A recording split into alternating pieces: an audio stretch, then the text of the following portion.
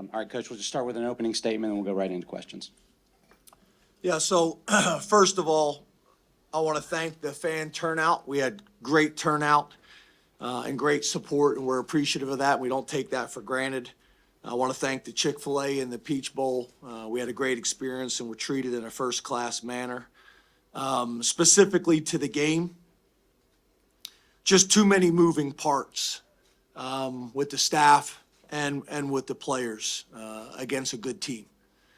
Too many moving parts, staff and players, to have the type of success that we wanted to have today.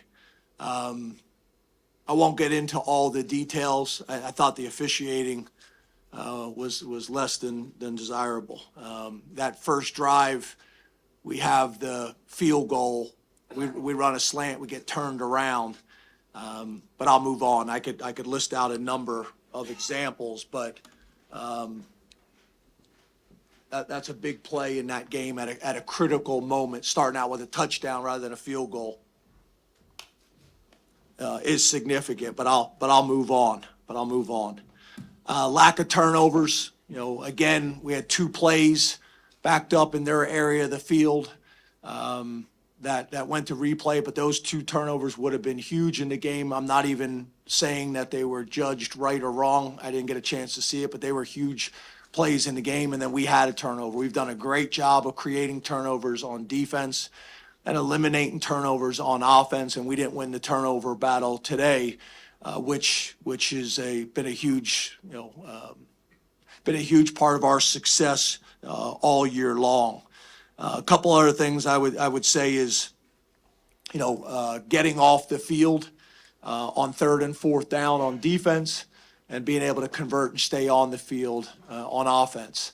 We've been great all year long in the third quarter, starting the third quarter with 2 3-and-outs on offense when the game was still very, very competitive at that point. That was significant. So you got to give Ole Miss credit, got to give Lane and his staff credit. But I think ultimately too many moving parts, staff and players, to have the type of success that we want to have. All right, we'll take questions. Raise your hand, please. We'll get you a wireless microphone. We'll start right here in the front row on the left, please.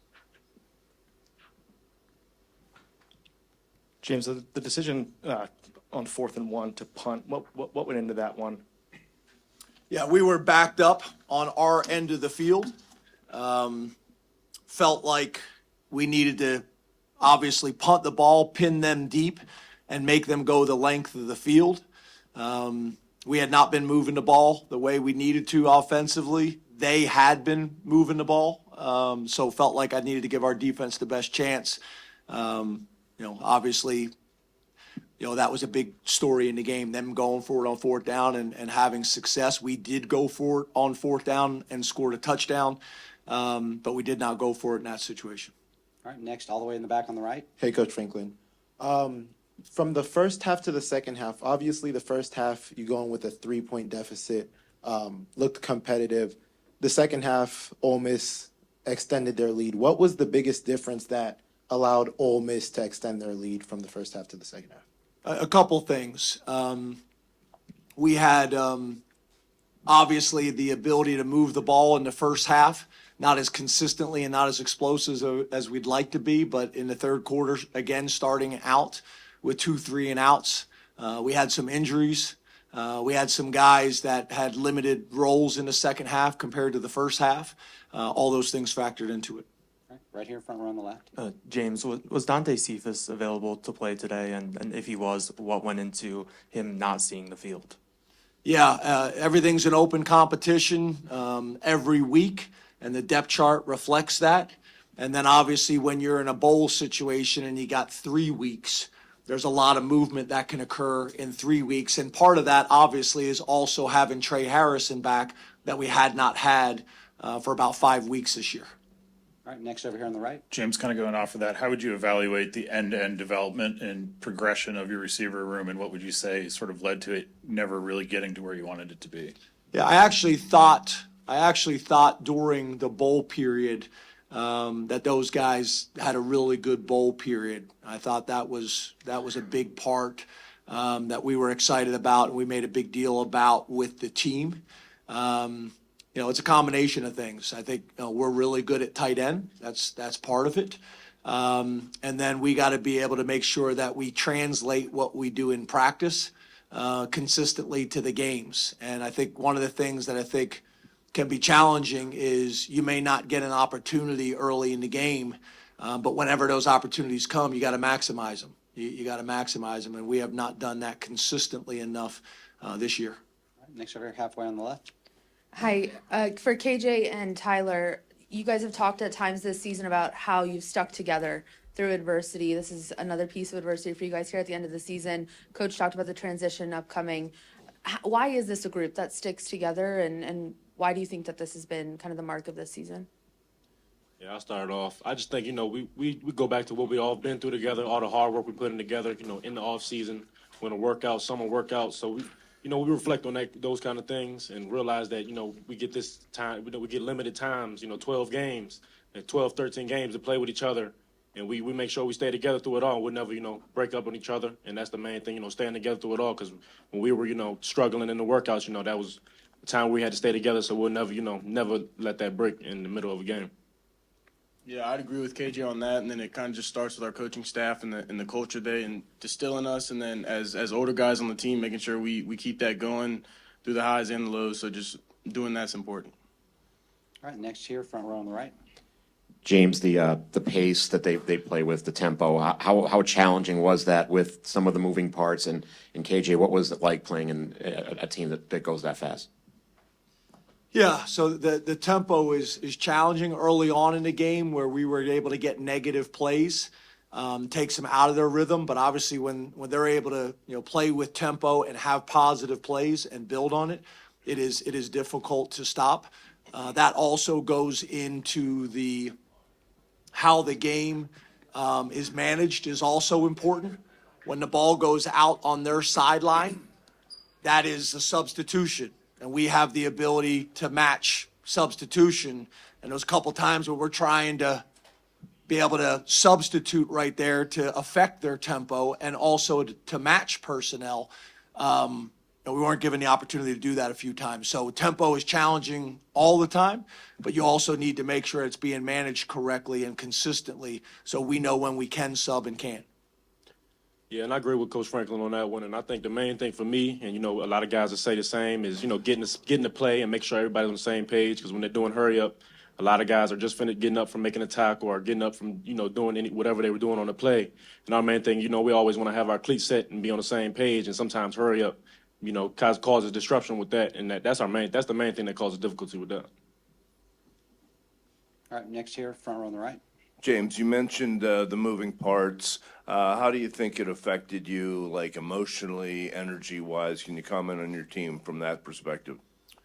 Yeah, I didn't feel like that was an issue from an energy and a focus standpoint. You guys can speak on that, but I don't think that was an issue. But we had significant players that have played all year long that weren't in that game. And I don't want this to come off the wrong way. I'm not criticizing, but it is what it is. It's the reality. And I think about guys that did play in the game and how appreciative we are, but not only appreciative, there's an opportunity to create value by playing in games as well. Talking to some people, our guys playing against Ole Miss and playing well is also an opportunity. And these things, obviously we need to have some discussions as a team and how we're going to handle these things moving forward. But it was different. You look at last year's game and this year's game, it was different. And we need to have some healthy discussions about that as a staff and as a team and how we want to operate moving forward. All right, we got time for a few more. We'll go next all the way in the back on the left. Hey, Coach, you mentioned those 2 turnovers that were overturned on replay. You guys were disruptive early in this game defensively and seemed to do what you wanted to do defensively really early in this game. What was the adjustment that Ole Miss made that gave you guys trouble kind of there midway through the first quarter in the first half? Yeah, I think a couple things that I've mentioned already. I think, obviously early on we were able to get some negative plays, whether tackles for loss, whether it's 0 gain plays, whether it was sacks. those things, when you're able to keep a team off schedule and not go tempo, those are powerful. Those are powerful. And then I think also, obviously, our offense being able to answer, some of those scoring situations and keep the game within a score, within a field goal, is significant. But again, we had some guys in the second half that weren't available. And I think they did a good job. If you watch their game plan, they went after some guys that had not played a ton of football for us this year. And it'll be a great learning opportunity for those guys and for us moving forward. All right, time for a couple more. Let's go on the aisle on the right side here. Coach, in the second half, specifically the third quarter, anything specific Ole Miss did on defense? I know you were able to score any points. Just curious about the Ole Miss defense in the third quarter. Yeah, obviously, I think they made some adjustments, but overall, we weren't able to stay on schedule. You don't want to be in third and long situations. So whether it was a drop or an incomplete or whether it was a rush of no gain, you get off schedule against a good team with that type of defensive line. I think their length at the defensive tackle, they were able to bat down a few balls, which those may not be sexy plays, but they're significant. That was probably the biggest thing. We weren't able to stay on schedule on third down. All right, we're going to take two more back here on the right side. Yeah, KJ and Tyler, I wanted to ask you, you've obviously had great New Year's Six bowl experiences, being at destinations, that type of thing. Can you take us to next year when it's an actual playoff game and the result means you continue or you don't continue, how that may adjust or how it may feel differently starting next year? Yeah, I think it's really not a huge change because we're coming into every game expecting to play our best game and trying to win in the best way we can. So I don't think it's going to change a lot. Obviously, it's a different platform, but really the way we approach it and the way we attack it as a team is going to be the same every game we play in. Yeah, like Tyler Warren said, every game, no matter whether it's a playoff game or if it's just a regular season game, we're coming in the same way with the same approach, no matter what. So I feel like, it'll be nothing new to us. It'll just be, the label of the game will be bigger, but for us, we're taking it the same as we always do. All right, final question right here left. James, we've seen Drew struggle a little bit in these bigger games that he's had this year. What have you seen from him, in Michigan, Ohio State today? It seems like he got the consistency late, but what has kind of prevented him from finding that rhythm for a full 4 quarters, 60 minutes? Yeah, I think it's all of it, right? We gotta stay on schedule like we talked about. We got to make plays for him when we have the opportunity to make plays for him. I think there's some things that he can do and be more consistent as well. But I think the biggest thing, which I think was a question earlier, is we got to be able to scare people and be a threat consistently on the perimeter. And that's something I think we've shown flashes of at times, but we need to be able to do that on a consistent basis. So it's a little bit of Drew. I think it's a little bit of the offensive line. I think it's a little bit of the coaches. I think it's a little bit of the wide receivers. It's a piece of all of it.